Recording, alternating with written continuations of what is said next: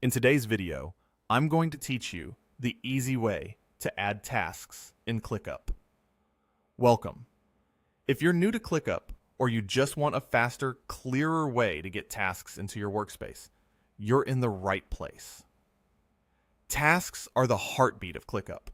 They're how you capture work, share ownership, track progress, and make sure nothing important slips through the cracks.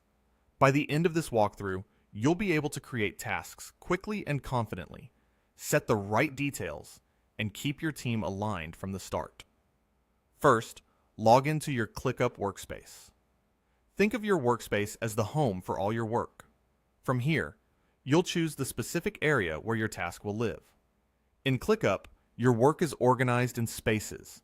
Each space represents a department, team, project, or theme, and it helps keep tasks grouped meaningfully. Navigate to the space where this task belongs. For example, you might be working in a Kanban-style software development area, or you might be managing work in a sales space. Today, I'll open the sales space, but the process is identical wherever you are. Once you're inside the appropriate space, look for the option to add a task. This is usually right at the top of your list or board view, labeled Add Task.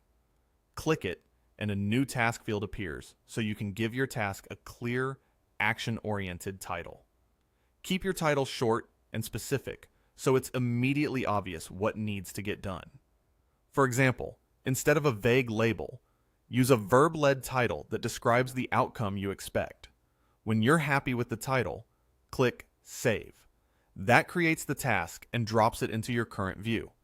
With the task created, let's add the key details that make it truly actionable. Start with the assignee. Assigning the task designates who is responsible for moving it forward. Click the assignee field and select the person who owns this work.